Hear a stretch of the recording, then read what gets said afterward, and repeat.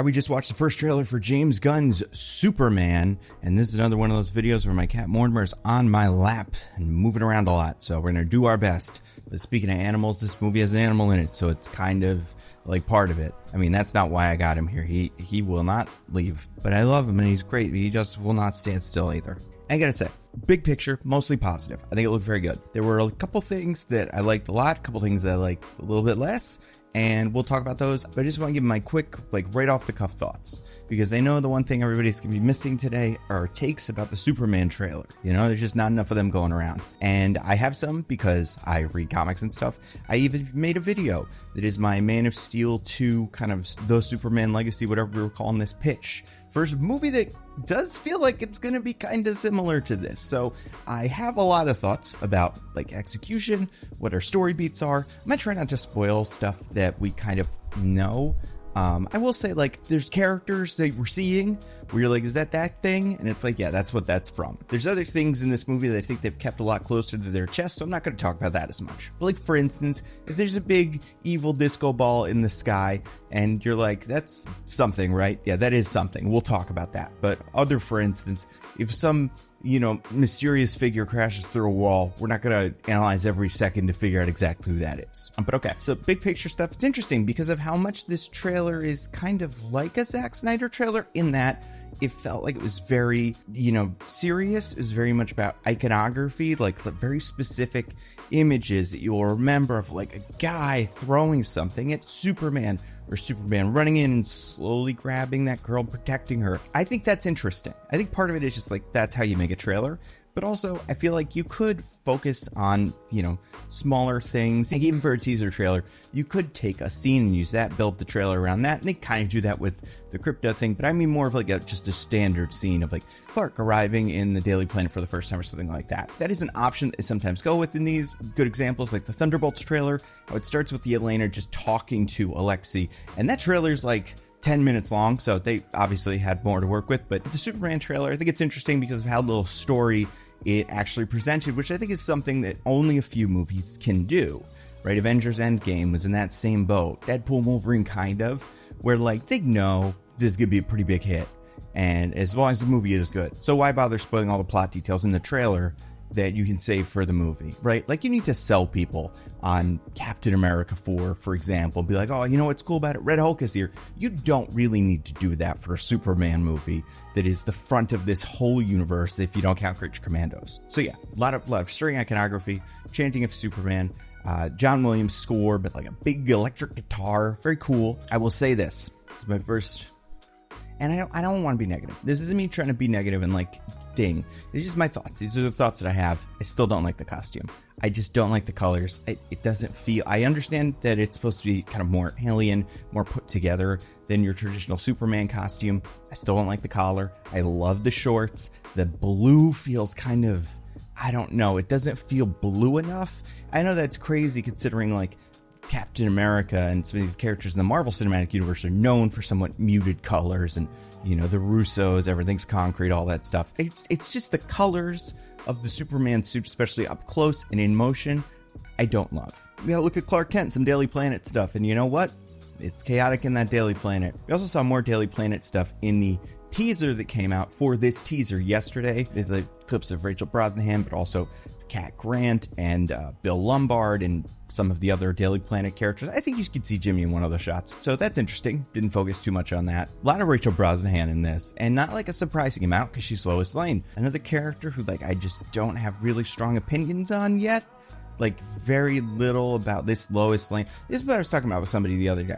This is what my thought with the Brosnahan Lois Lane. If you watch Marvelous Miss Maisel, which I did, I watched the first at least 2 seasons, maybe 3. I can't remember. I feel like I saw that show and can see Lois Lane in that show. Obviously, she probably won't do the 50Z accent, but in terms of the pluckiness, the spunkiness, I know what this Lois is probably going to look and feel like. For that reason, this performance is not going to surprise me the same way that the, let's say, Nicholas Hoult Lex Luthor is going to surprise me. We see images of him, ooh, what's he doing there? Why does he have a gun? Is he going to be what kind of energies he's going to have? Is he going to be confident? Is he going to be manic? There's a lot of questions that come up with the Lex Luthor. I do think the Brosnahan and Corn Sweat, both of them, feel very safe. casting. We've talked about this in casting videos. But that's just to say, there's a lot of Lois Lane in this trailer, and I thought it was fine. Her kissing Superman is nice. I do think that Clark Kent is like, I think, they always have this problem. He's just so handsome that even if you put big dopey glasses on him and have his hair all scruffy, he'd still look good. Like, you can't help it. I kind of wish they were able to do the slouch, which maybe they will do, but I didn't see it here, where Clark is just constantly slouching forward and it makes him look just kind of like messy. But okay. So like the big stuff. Crypto looks great. I don't care that Crypto is not the kind of dog that he's in the comics. I do care that they gave him a leash with a little Superman symbol and a little cape. That's what matters. And that's there and it looks great. Sometimes you wish you could train an animal to help you during your job. Superman's job being Superman. You guys see this? This is in video. It's on the internet for everyone to see. But yeah, that's the stuff that's important to me. We gotta look at a bunch of different heroes. Let's go through them one by one. There's 4, if you count Superman. Superman, he's number 1. Wow, we're 1/4 of the way through it. That's not true. There's 5 of them, actually, if you count Superman, because we did see the other one. Although I wonder if in this movie he will be, like, set up as an antagonist and then switch to good guy. We'll see. But you had what we will call the Proto-Terrifics. They are not the Terrifics, but they are the Terrifics. And it's Guy Gardner, Hawkgirl, and Mr. Terrific. Which the Terrifics is a team. It was created after Dark Knight's Metal, which is a somewhat recent comic event. It was supposed to mirror the Fantastic Four, and I'm not saying that that's exactly what this is, but if you try to say this is the Justice Society or the Justice League, it's not really that. But with the Terrifics, they do fill the same archetypes as like kind of cocky, headstrong guy, tough guy with a heart of gold, smart guy who knows everything, and woman who kind of holds it all together. Not that that's exactly what the Terrifics is, but that's what they're going for. So anyway, we saw them. They look cool. Nathan Fillion, stupid hair. Good stupid hair. Like that he has a Green Lantern, just doing some Green Lantern stuff on camera. Really did like the shot of Hawkgirl flying around. I think that looked very cool. Again, I don't like these costumes, but I think the point of these two, at least, the Green Lantern and the Hawkgirls, we're not supposed to like them. The Mr. Terrific costume looks perfect. And that's why I'm not like, they really don't know how to do costumes here. I think they know which ones are going to stick and which ones are not. Because I just think like everybody wearing a Mr. Terrific style costume doesn't work for everybody, but Eddie Gathetti in that costume looks fantastic. I like that he has the T-spheres, and the T-spheres seem to be doing like projecting energy and stuff. I hope at certain points he like rides them. One thing that I like to see, and I don't have a great like reference for this, because the T-spheres can kind of do whatever, right? There's these little flying balls of nanotechnology and whatever that basically let Mr. Terrific, fly, and they could be shields, they could be weapons. But I like the idea that he can hold on to 2 of them and just fly. But I hope it's not just a T-sphere comes and projects a weapon or something. I want him to like grab a T-sphere and toss it at a villain. We saw Metamorpho.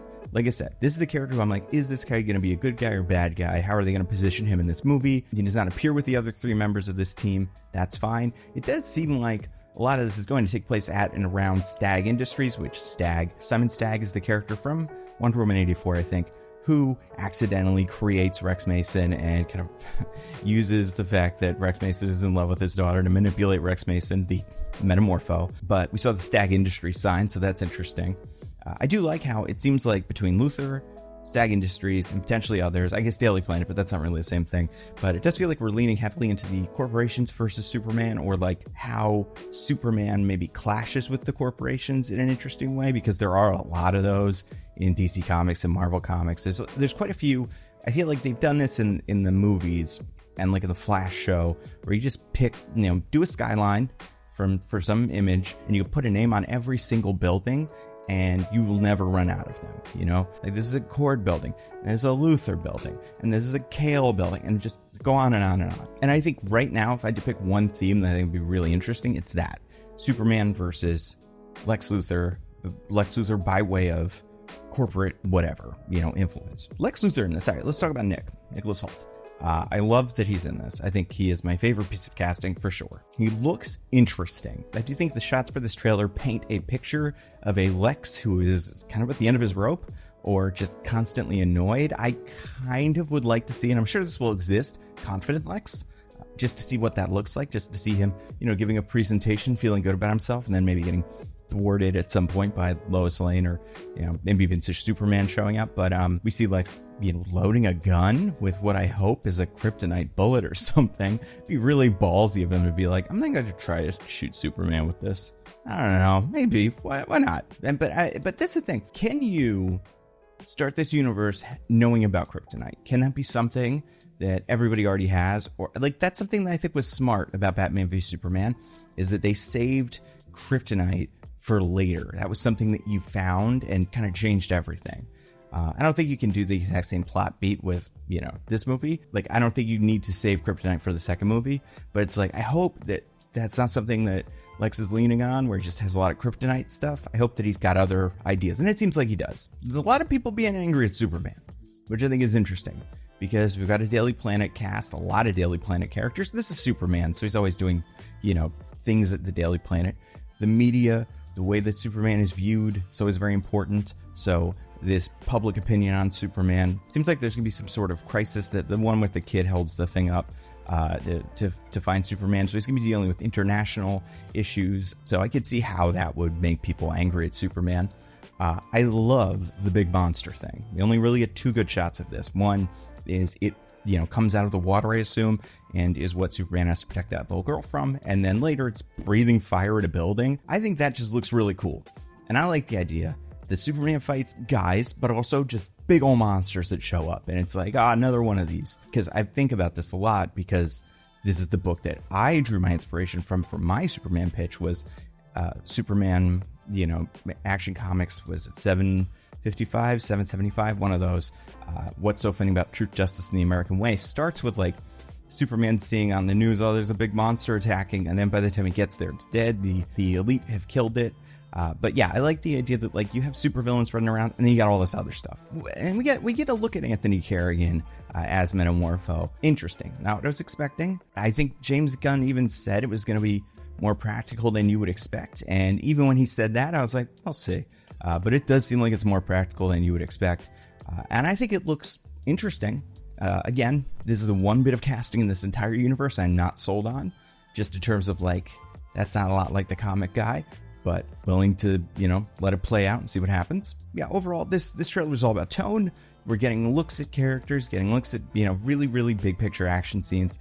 Based on what they filmed in Cleveland, I can recognize a couple of shots. I can see an arc for this movie. I think if you know what you're looking for, you can see things. But I don't think it gives too much away. I think that was good. I really like the look of the Sun Eater, whatever that thing is, the big evil disco ball in the sky. I think that looks great. I love that lighting. So now that I've said all the things that I just said about it, and think about them a little bit, I like this trailer. I'm excited for this movie. Most of what I got from this was I don't know, that was something we were doing.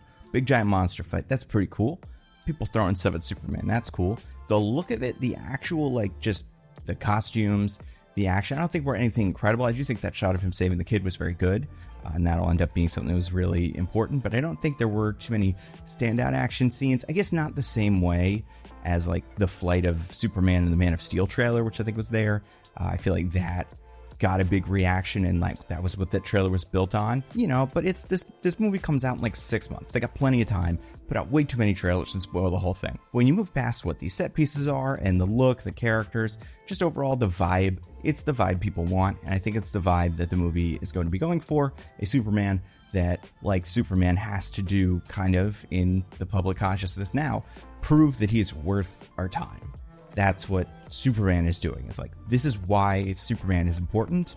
There's a lot of all-star Superman in here. One thing that I didn't mention was Superman holding what I'm assuming is robot number 7 of the Superman bots that run the Fortress of Solitude, and that's that shot of him cradling that robot, which looked cool. Interesting little kind of retro future 50s design for the robot. But I do think based on iconography and stuff and everything James Gunn has already said, All-Star Superman is what most of this movie is going to be pulling from. However, I do think what's so funny about Truth, Justice, and the American Way, a lot of the story, a lot of the heart of this movie is going to come from those ideas.